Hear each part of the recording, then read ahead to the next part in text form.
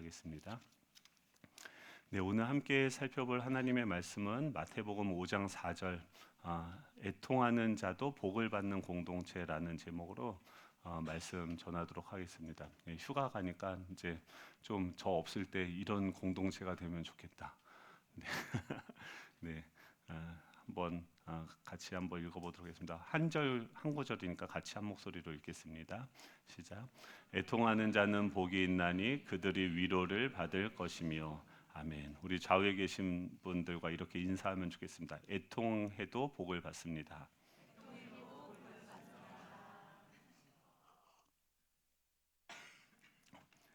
네, 그 산상수훈의 두 번째 복은 그 애통하는 자의 복입니다. 그러니까 애통하는 자는 복이 있다. 여러분 이해가 되십니까? 우리가 아는 애통이 그 애통이 맞는가? 제가 사전을 찾아봤습니다. 국어 사전에는 슬플 애자와 아플 통자를 씁니다. 그러니까 애통은 뭐냐면 슬프고 아프다는 거죠. 영어로 찾아보면 신음하면서 고통스럽게 절규한다는 뜻을 가지고 있습니다. 그러니까 그냥 그저 그렇게 조금 아프고 이런 게 아니라 애통이라는 것은 대단히 고통스럽게 절규하는 상태를 말하고 있습니다. 너무 아프면요 눈물이 나오지 않습니다. 너무 슬프면요 울음소리도 나오지 않습니다. 그런 정도의 절규고 서러움이고 슬픔입니다.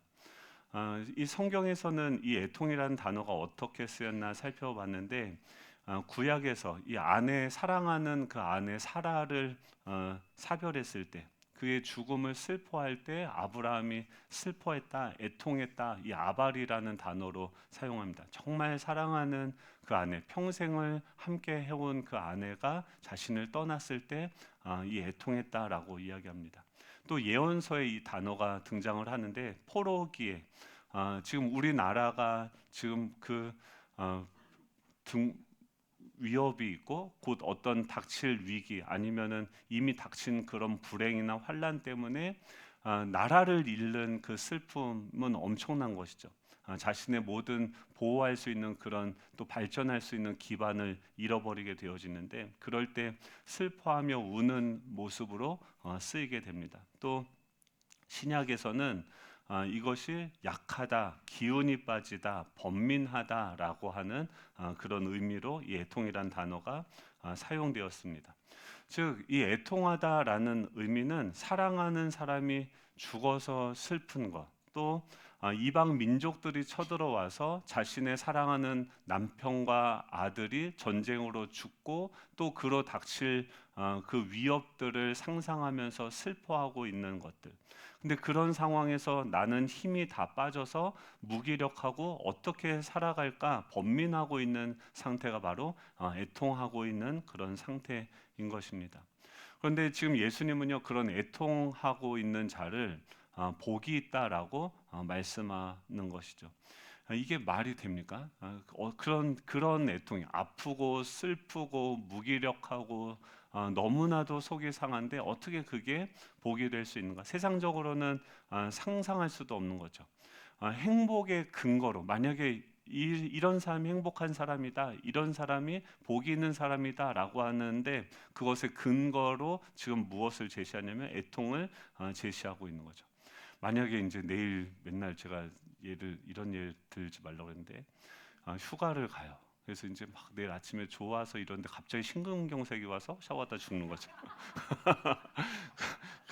그래서 지금 휴가도 못 가고 갑자기 뭐 청천벽력이 일어난 거죠. 그런데 저 아내가 슬퍼하겠죠. 저희 애들도 슬퍼하겠죠. 그러면은 슬퍼하고 있는 저희 아내와 애들한테 와서 복되다 뭐 이렇게 얘기할 수 있습니까? 아마 뺨을 제 아내가 화나면 무섭습니다, 여러분. 그런 이게 아마 진짜 이게 말이 안 되는 거죠. 근데 지금 말이 안 되는 얘기를 지금 예수님께서 하고 계시는 거죠. 그렇다고 한다면 예수님이 말씀하시는 이 애통한 자가 복이 있다는 의미는 무엇일까요? 이 5장 4절에 보면 애통하는 자는 복이 있나니 그들이 위로를 받을 것이며라고 얘기합니다. 그러니까 애통하는 자가 받는 복이 있는데 그게 뭐냐면 그들이 위로를 받을 것이다라고 이야기한다는 거죠. 그냥 애통하는 그 상황, 상태, 이 애통 자체가 복이 있다라고 하는 것이 아니라 지금 애통해야 하는 그런 상황들을 맞닥뜨렸는데 그 사람이 위로를 받을 수 있다고 한다면 그것은 복이 있다라고 예수님은 말씀하시는 거죠. 즉, 이 애통한 자가 받는 복은 무엇이냐면 위로의 축복입니다. 애통할 일이 발생하고 그래서 너무 슬프고 힘이 들지만 그런 사람을, 그런 상황을 알고 위로하는 사람이 내 옆에 있다고 한다면 그 사람은 복이 있다라고 하는 것이죠. 인생은 살아가다 보면 다양한 맛이 있다라고 전도서 기자가 말합니다. 전도서 3장 4절에 보면 인생에 다양한 맛이 있는데 울 때가 있고 웃을 때가 있고 슬퍼할 때가 있고 춤출 때가 있다라고 이야기합니다. 우리 삶에는 다양한 맛, 우리 인생이라는 그 식탁 위에는 다양한 각각의 맛을 재료로 한 그 삶이 우리를 기다리고 있다라고 하는 거죠. 기쁨을 맛보고 때로는 노여움을 맛보고 때로는 슬픔과 즐거움이 끊임없이 교차하면서 우리 삶에 찾아오고 떠나간다라고 하는 거죠. 아무런 이유 없이 눈물이 날 때가 있다라고 하는 것이죠. 여러분, 그런 우리의 다양한 인생의 이 다양한 맛을 날마다 우리는 맛을 보는데 그 맛을 함께 나눌 수 있는 친구가 있으십니까? 여러분들이 애통할 때 그 애통한 마음을 함께 나눌 수 있는 그 사람이 있으십니까? 지금 예수님께서는 그런 우리의 삶을 나눌 수 있는 사람, 나의 마음과 나의 속상함과 나의 기쁨을 함께 나눌 수 있는 사람이 바로 복된 사람이다라고 이야기하는 거죠. 그런데 문제는 뭐냐면요, 위로를 받으려면 이 애통을 표현해야 됩니다. 표현을 해야 내 애통을, 내 슬픔을 사람들이 알고 함께 슬퍼하면서 위로해 줍니다. 그런데 그게 쉽지 않습니까? 네, 쉽지 않아요. 네, 내 애통을 꺼내서 보여주기가 쉽지 않습니다. 왜 그렇습니까? 이 예수님 시대에 예수님은 그 당시 세상을 뭐라고 표현하냐면 누가복음 7장 32절에 보면 비유하건대 아이들이 장터에 앉아서 서로 불러 이르되 우리가 너희를 향하여 피리를 불어도 너희가 춤추지 않고 우리가 곡하여도 너희가 울지 아니하였다 함과 같도다라고 이야기합니다. 지금 예수님이 그 시대 사람들을 보면서 도무지 반응을 안 하는 거예요. 여러분, 반응할 수 있길 축복합니다. 제가 아까도 그러죠. 저희 그 목장은 너무 좋아요. 반응을 잘해줘요. 무슨 말을 해도 다 반응해줘요. 너무 생각만 해도 기쁩니다. 근데 예수님이 온 시대는 어떠냐면 피리를 불어도 또 춤을 추지 않고요. 우리가 곡을 해도 같이 울지 않는 시대다. 도무지 반응을 하지 않는 그런 시대다라고 이야기합니다. 원래 지금 이 피리를 불면서 기뻐한다라고 하는 게 그 당시 아이들의 어떤 놀이 문화였습니다. 한 아이가 이런 포즈를 하면 따로 다른 사람들이 모여서 그것을 따라하는 그런 놀이가 있어요. 우리나라도 뭐 그런 거 있지 않습니까? 애들 뭐 나처럼 해봐요, 요렇게 하면서 막 가다가 뭐 요새도 합니까? 유치원에서 뭐 이렇게 하다가 뭐 이렇게 하면은 선생님이 탁 하면 막 다들 막 이러다가 탁 덮어지. 우리도 한번 해볼까요? 막 어렸을 때 막 그런 놀이를 하는데 그런 것들을 할 때 막 그리고 뭐 텔레비전에 내가 나왔으면 정말 좋겠 막 하하하 막 정말 막 그러면 좋겠다 하면서 기뻐하면서 어린 아이들이 장터에 앉아서 신나게 놀면서 함께 하하호호 웃으면서 춤추고 노래할 수 있는 그런 세상이어야 되는데 현실은 어떠냐면 춤추고 노래할 때가 되어도 기뻐하지 못하고 슬퍼하며 곡하며 울어야 할 때도 울지 못하는 시대다라고 지금 예수님이 그 시대를 그렇게 진단하시는 거죠. 왜 이런 일이 발생을 했을까요? 요한복음 9장에 보면 한 시각 장애인이 등장을 합니다. 그는 나면서부터도 날 때부터 맹인이라 날 때부터 시각 장애인이었다라고 이야기합니다. 그런데 그 시각 장애인을 지금 예수님이 보셨는데 그 시각장애인을 보는 그 주변 제자들의 시선을 지금 본문에서 소개하는데 2절에 뭐라고 합니까? 제자들이 물어 이르되 라삐여 이 사람이 맹인으로 난 것이 누구의 죄로 인함이니까? 자기니까 그의 부모이니까? 라고 제자들이 질문한다는 거죠. 지금 시각장애인으로 날 때부터 태어났어요. 지금 안 그래도 나는 왜 장애가 있고 볼 수가 없으며 나는 왜 이런 몸 상태로 이렇게 태어났는가? 너무 억울하기도 하고 슬프기도 하고 안타까워 할 수 있는 그런 상황인데, 지금 제자들이 그를 보면서 뭘 보냐면 그의 안타까움과 불편함과 속상함을 보는 것이 아니라 무엇을 보고 있습니까? 랍비여 이 맹인으로 난 것이 누구의 죄로 인함이니까? 라고 이야기하는 거죠. 그 시대의 사람을 판단하는 기준이 무엇이었냐면 바로 율법이었습니다. 그래서 율법의 시대였기 때문에 그 당시 사람들은 율법으로 그 사람을 보고 판단하고 옳고 그렇다, 그 사람이 어떤 현상을, 그 사람의 어떤 마음의 모습을, 그 사람을 그 사람으로 그냥 있는 모습 그대로 볼 수 있는 시각이 없이 자신이 가지고 있는 판단의 잣대와 기준으로서 그 사람을 보고 있는 그런 시대였다라는 거죠.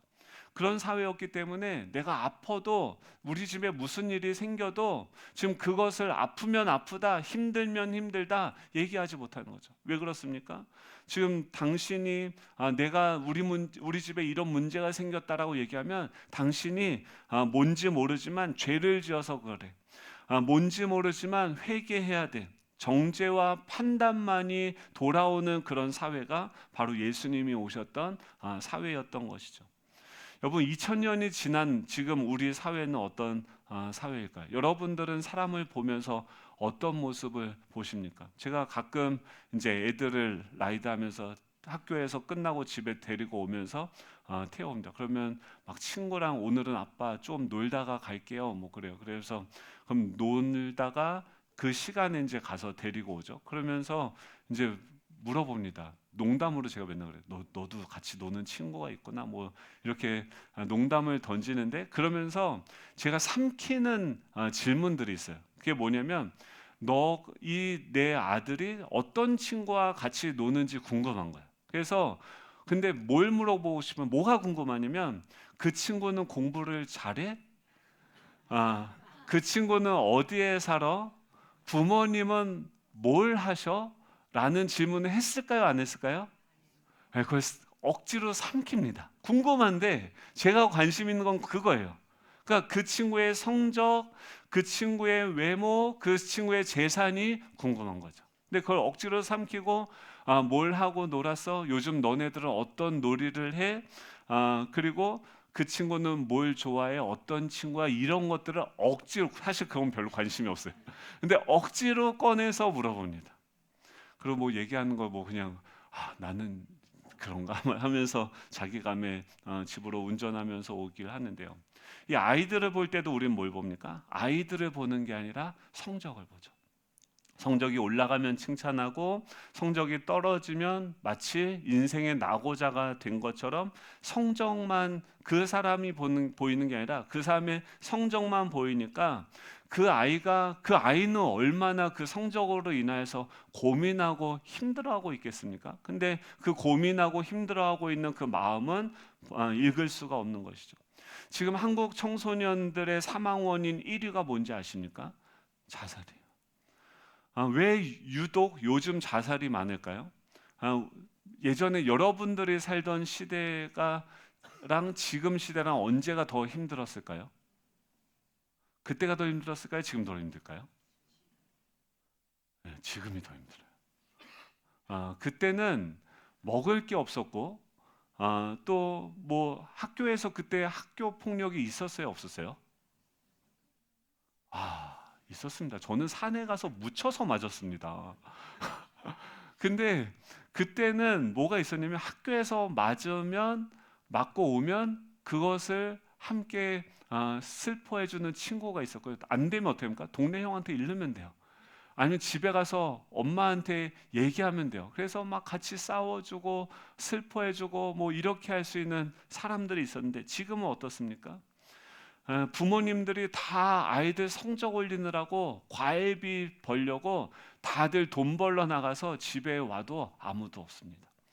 친구들을 찾아가도요, 친구들이 다 학원에 가서 친구들을 만날 수가 없어요. 그리고 친구들을 만나도 컴퓨터 게임을 하지 핸드폰을 들여다보고 있지 친구가 없어요. 친구들끼리 모였는데 뭐 하냐면 같이 게임만 하고 있어요. 각자가 게임하고 있어요. 또 양육비 때문에 그나마 집에 가서 잃을 형 동생도 없습니다. 한 명씩 더 나올 수 있는 은혜가. 그래서 양육비 때문에 애도 안 나서 형제도 많지 않은 시대입니다. 울고 싶은데 어디 가서 이 애통을 표현하고 싶은데 그것을 표현할 데가 없는 시대가 되어진 것이죠. 제가 예전에 충격을 받았던 얘기가 있는데, 저희 작은 아버지가 이제 보육 이쪽 업계에 종사를 하셨었는데 어린이집 원장님들을 이렇게 교육을 많이 해요. 근데 그런 얘기를 하는 거예요. 그러니까 요즘 거의 다 무상교육 아닙니까? 그러니까 애들을 어린이집에 보내야지 정부로부터 혜택을 받을 수 있어요. 그러니까 엄마들이 부모들이 다 어떻게 하면 이 돌만 지나면은 다들 애들을 어디 맡기면 어린이집에 맡깁니다. 그런데 아이들이 처음 어린이집에 맡겨지고 그 어린이집에서 적응되어지는 그 과정을 그 원장님들이 얘기하는데, 이 엄마로부터 떨어진 그 영아들이 아, 어린이집에 적응을 잘 하겠죠. 너무 기뻐하겠죠. 와, 여기 친구가 많구나 막 하면서 너무 행복해하겠죠. 그렇지 않답니다. 어떤 아이는 6시간을 계속 운대요. 근데 그 우는 것을 뭐 어떻게 거기서 하는 게 아니라 냅두는 거죠. 그리고 그 엄마는 이 아이 울음소리를 등에 두고 총총히 발걸음을 옮겨야 되는데, 그러면서 뭔 생각해요? 알아서 적응하겠지. 보름이 지나면요, 아이는요 엄마의 말대로 적응하기 시작한다고 합니다. 그래서 아, 아이들이 더 이상 이제 엄마의 부재로 울지 않아요. 그런데 그분들이 뭐라고 얘기하냐면 이건 적응이 아니라 포기라는 거예요.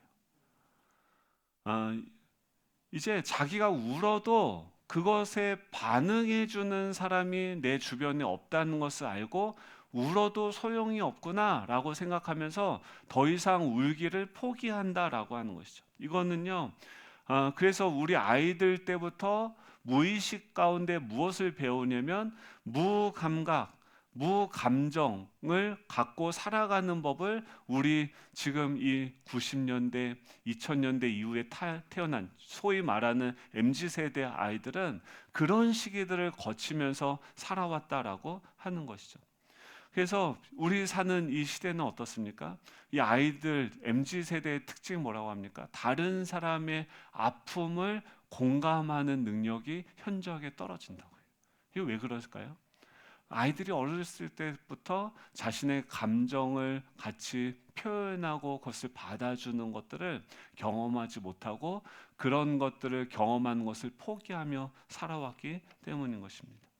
근데 이것은요, 그때마다 기준이 달라졌지. 지금 시대는 성적과 외모와 그 재산의 기준으로서 사람들을 보고 평가하고, 예수님 시대는 이 율법을 기준으로 사람들을 보고 평가합니다. 그때도 그렇고 지금도 그렇고 사람을 사람으로 대하고 그 사람의 있는 모습 그대로를 우리가 듣기에는 장애물들이 많이 있었다라고 하는 것이죠.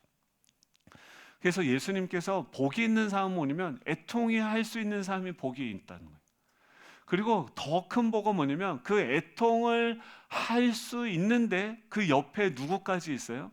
그것을 함께 아파하면서 위로할 수 있는 자가 있다고 한다면 그건 엄청난 축복이다라고 하는 것입니다. 여러분, 우리 예수정한교회가 이런 엄청난 축복을 누릴 수 있는 그런 공동체가 되면 좋겠습니다. 그런 공동체가 되기 위해서 첫 번째 해야 되는 것이 무엇입니까? 예수님의 아픔이 무엇인지 아는 공동체가 되어져야 됩니다. 한번 생각을 해봤어요. 어떻게 하면 애통할 수 있을까? 이미 우리 마음은 어떻게 됐어요? 애통에도 슬퍼도 그것을 표현할 수 없는 무감각한 마음이 되어졌어요. 그런 그들을 예수님께서 어떻게 하냐면 부르시고 예수님과 함께 다니면서 계속해서 예수님이 보게 하시는 것들이 있어요. 그리고 그것을 보면서 거기에 대해서 예수님이 반응하는 것을 제자들로 하여금 배우게 하세요. 그게 무엇입니까? 예수님의 애통이 무엇인지를 아는 공동체가 된다라고 하는 거죠. 우리는요, 애통이 하는 법도 몰라요. 어떻게 아픔을 표현하는지도 몰라요. 그래서 지금도 제가 주일 예배 때도 요청을 드리는 게 뭐냐면 찬양 인도자들한테 좀 찬양을 크게 소리를 내서 신나게 또 승리의 기쁨으로 선포하면서 찬양할 수 있도록 해줘라. 금요 기도회 때도 일부러 소리를 내서 기도하라고 얘기해요. 이게요, 여러분 한 주 내내 그렇게 여기서 우리 찬양한 것처럼 막 그렇게 큰 소리를 내본 적이 있으십니까? 교회 밖에서? 만약에 금요 기도에 와서 우리가 막 아프고 하나님 죽을 것 같아요, 힘들어요, 막 목사님도 맨날 그런 거 시키지 않습니까? 주여 삼창을. 주님 귀 안 먹으셨는데 굳이 그거를 그렇게 외치면서 주님을 부르짖으라고 얘기해요. 주님도 성경에서 뭐라 합니까? 너희는 내게 부르짖으라, 내가 너에게 응답하겠다라고 하는 거예요. 왜 그 이면에는 뭐가 있냐면 우리는 아파도 그것을 부르짖을 수 없는 심령이 되어졌다는 거예요. 여러분 남편에게, 여러분 아내에게, 여러분 가족들에게 이 애통을 표현할 수 있기를 축복합니다. 그러기 위해서 뭐 해야 돼요? 예수님이 마음껏, 예수님 보시면요, 요한복음 11장 35절에 보면 예수께서 눈물을 흘리시더라라고 얘기해요.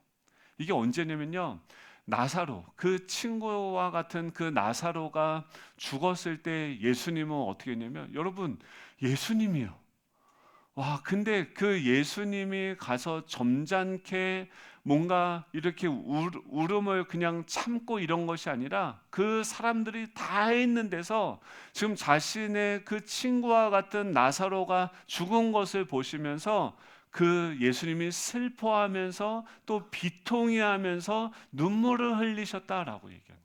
예수님은요, 자신의 감정을 있는 모습 그대로 표현하실 수 있는 분이셨어요.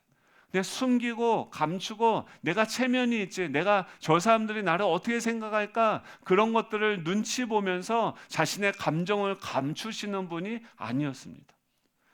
예수님은 누가복음 19장 41절에서도 이 성에 가까이 오시면서 그 성을 들어가시면서도 우시면서 그 성을 보시면서 그 제자들에게 울먹거리면서 말씀하십니다. 너희들이 오늘 이 평화에 관한 일을 알았다. 그러니까 예수님은 지금 뭘 하세요?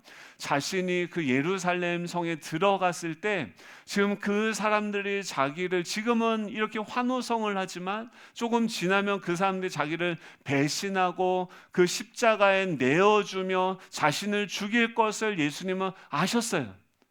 근데 그것이 그치, 이건 하나님이 나에게 준 사명이지 그냥 내가 담담히 이것을 감당해야지, 이런 것이 아니라 정말 사랑했던 사람들이 나를 떠나가고 나를 배신할 것을 미리 아시고 또 자신이 당해야 되는 그 고난을 보시고, 근데 그 배후에 뭐가 있습니까? 어둠의 권세가 자신들이 무엇을 하는지도 모르고 이 나사로가 죽음이라는 것에 굴복하여서, 죄와 그 사망에 굴복하여서 그 아래 종노릇하고 있는 모습, 이 도시가 전체적으로 그 사망의 지배를 받고 죄의 지배를 받고 사단의 지배를 받으며 그들을 위해서 온 왕이신 예수 그리스도를 알아보지 못하고 그를 죽이려고 하는 그들의 성난 모습, 그리고 그 죄의 종노릇하고 있는 그 모습들을 보면서 예수님은 슬퍼하고 안타까워하시며 우셨다는 거죠.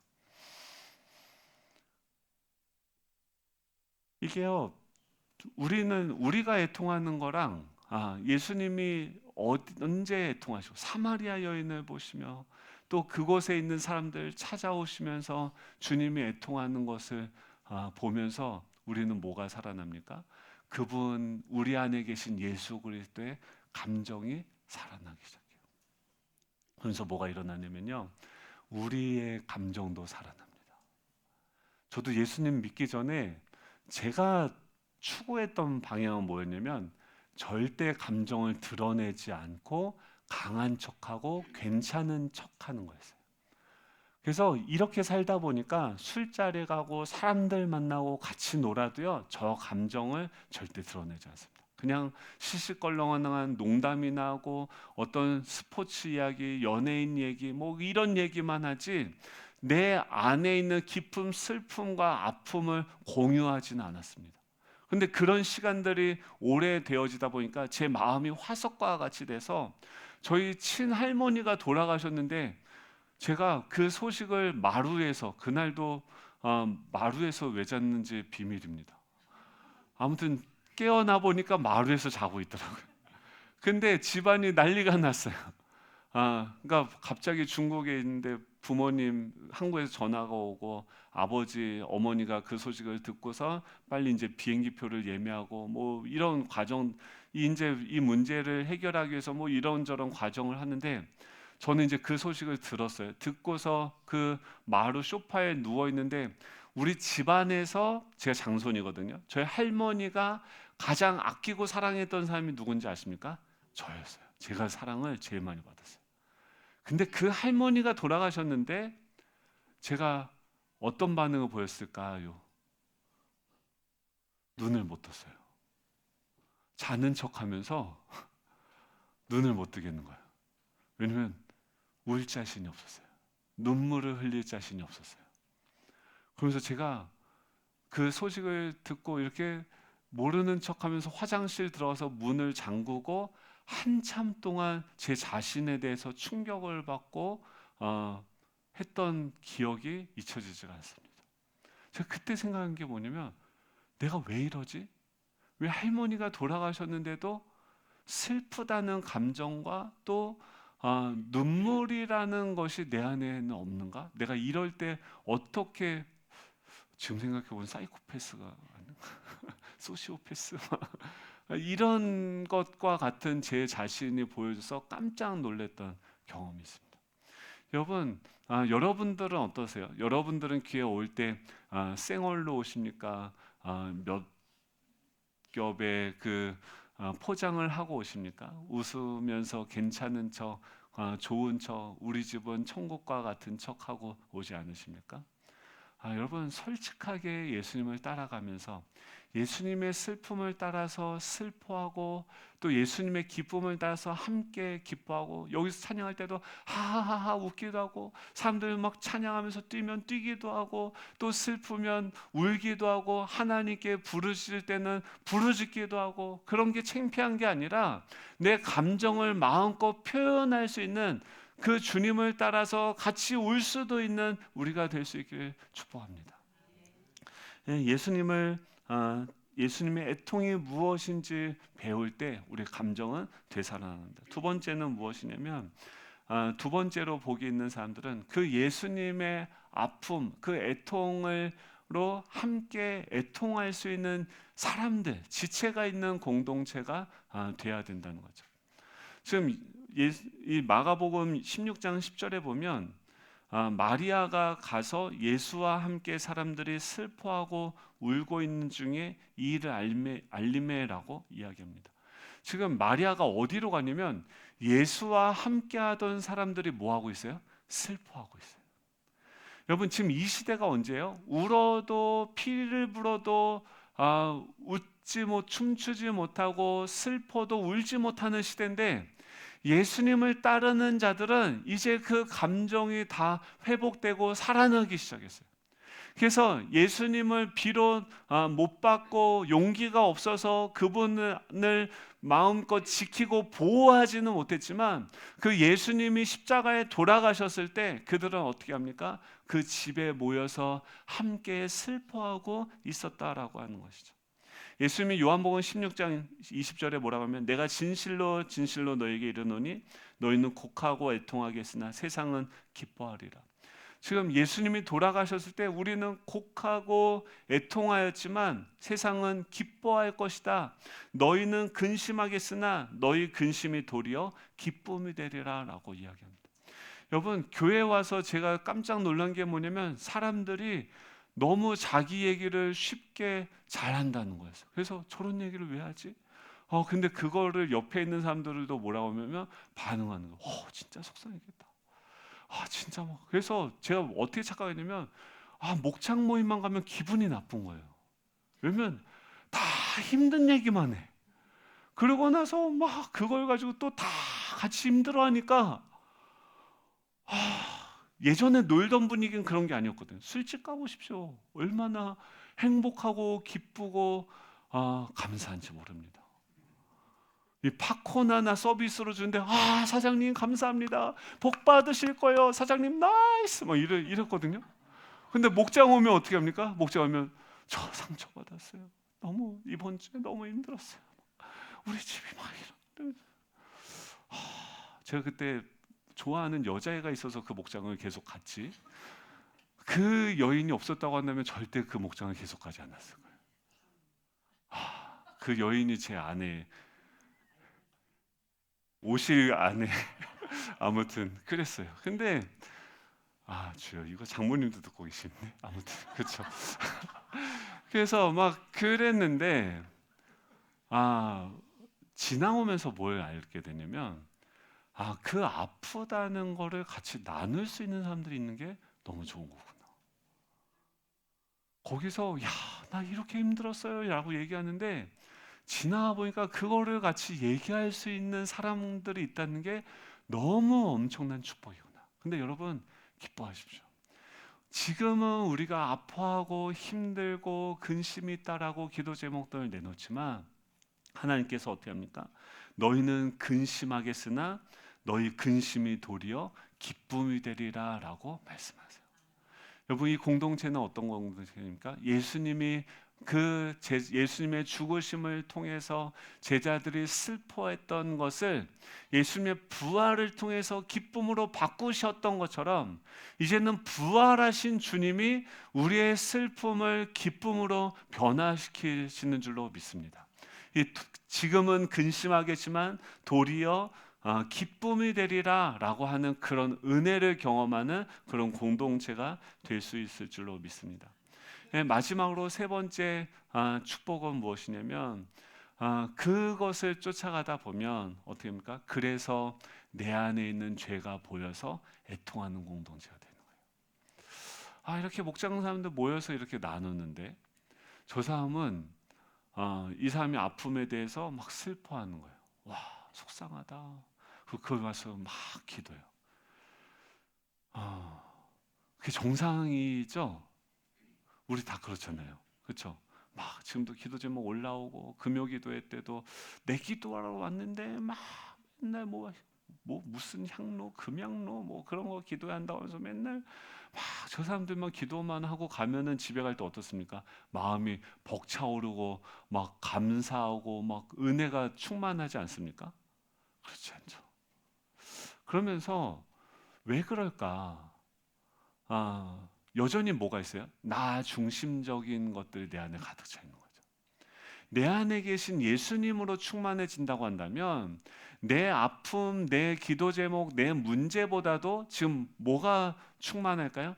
예수님이 뭐에 슬픈지, 왜 우리가 자꾸 힘들고 우울증이 오고 공황장애, 너무 내 감정과 내 문제와 내 상황이 내 안에 가득 채워져 있는 거예요.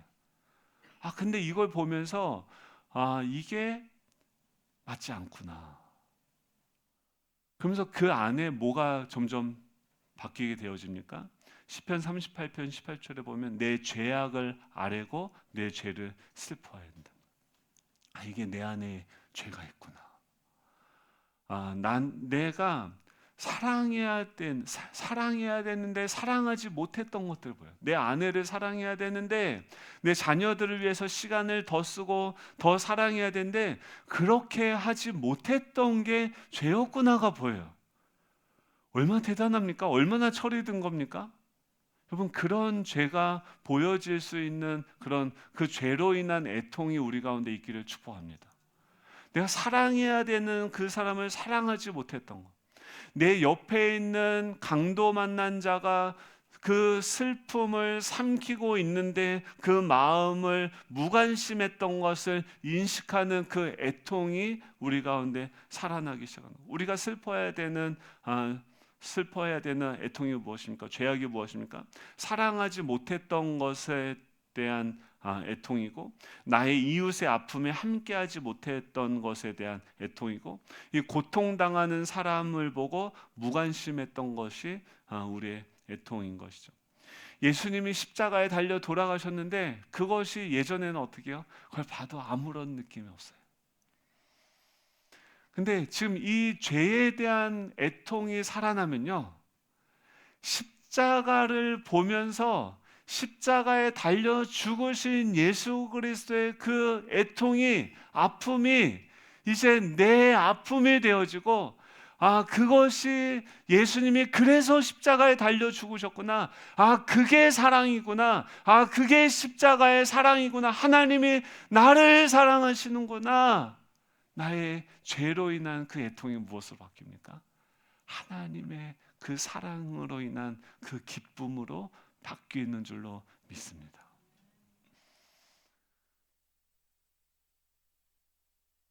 요엘서 2장 12절에 보면 여호와의 말씀에 너희는 이제라도 금식하고 울며 애통하고 마음을 다하여 내게로 돌아오라 말씀하세요. 여러분, 주님을 따라가는 건요, 그냥 단순히 주님을 위해서 뭔가를 하는 것이 아니라 주님을 따라가면서 그분의 시선을 배우는 거예요. 그분이 뭘 보고 아파하느냐. 그때 막 사람들이 뭐라고 예수님을 욕했냐면, 저 사람 봐라, 죄인들과 맨날 먹고 마시고 너무 방탕한 거 아니냐, 손가락질. 그 죄인들과 함께 하하호호 웃으면서 박장대소를 하는 그 예수님이 보이십니까? 아파하는 자들과 함께 아파하면서 아무도 신경 쓰지 않고 소외되어져 있는 사마리아에 있는 그 한 여인을 찾아가서 함께 그의 아픔을 들으시는 그 예수 그리스도가 보이십니까? 여러분, 이번 방학 동안 그 성령님이 인도하시는 곳을 따라갈 수 있는 저와 여러분 되시기를 간절히 소원합니다. 그럼 어떤 게 생겨납니까? 그분을 알면 나의 감정이 다시 살아나기 시작해요. 여러분, 찬양이 살아납니다. 기도하는데 눈물이 나기 시작합니다.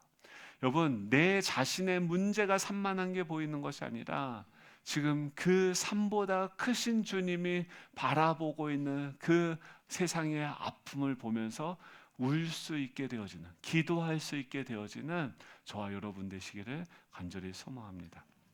우리 찬양할 텐데요, 수많은 무리들 줄지어, 주님이 우리 다 같이 일어나셔서 우리 찬양하기 원합니다. 주님은요, 이제라도 금식하면서 울고 애통하면서 주님께 돌아오라고 말씀하십니다. 내가 나를 따라와라, 내가 사람을 낚는 어부가 되게 하겠다, 우리에게 말씀하세요. 근데 쫓아갔더니 사람을 낚는 법은 알려주지 않고 맨날 먹고 마시고 웃고 떠들고 울고 기도하십니다.